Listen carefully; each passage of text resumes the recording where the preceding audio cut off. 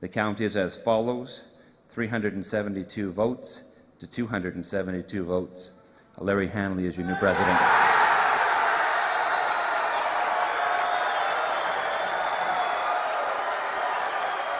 It was expected to be closer, but with that announcement, Vice President Larry Hanley defeated incumbent President Ron Heintzman for the office of ATU International President. First, I want to thank Ron Heintzman and all the other all the officers for their service to our union. I want to thank, obviously, all of my supporters, who I will thank at length at another time. I want to thank all the folks who came here and supported Ron also. This is one ATU, and it's been a long, long time, a long, hard campaign for all of us, and certainly everybody here has done their work. We have had disagreements. We are not on different sides, and we will do the work to bring this union together. And also, I'm mindful of the serious responsibility you have conferred on me, and I will spend the next 3 years working hard, and in that work I will say thank you to every one of you. Then President-elect Hanley was called to the podium. To present you with the gavel to take over this meeting. Oh, thank you. I didn't expect that. You sure you don't want to finish your run? No, they finish. You know what? Well, I want to thank everybody for their support. This is the democracy. This is how it works, and it has to be right. Thank you very much. The pattern repeated as International Vice President Bob Baker defeated the incumbent Randy Graham for the office of ATU Executive Vice President. And the count is as follows: 358 ballots and 283. And Bob Baker, your new International Vice President.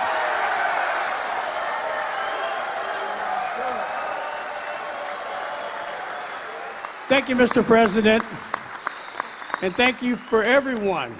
This is truly a heartfelt experience, and I wish each and every one of you the best. And it's been so good, so much support that we really appreciate it. The 1ATU team has worked hard, long hours, and we appreciate each and every delegate, and we will do our very best to live up to the expectations that you have put on us.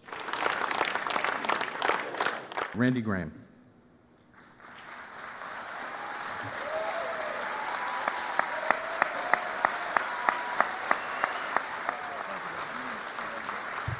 Thanks for all your support throughout the years, and get on with our business. Thanks. International Secretary-Treasurer Oscar Owens' re-election was uncontested.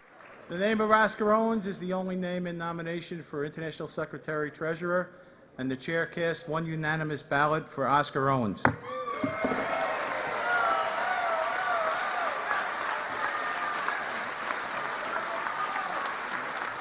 There is always going to be differences. But that's not my issue. My issue is the 191,000 people who pay the freight. So it is now my responsibility, and I can assure you, the three of us are going to work together.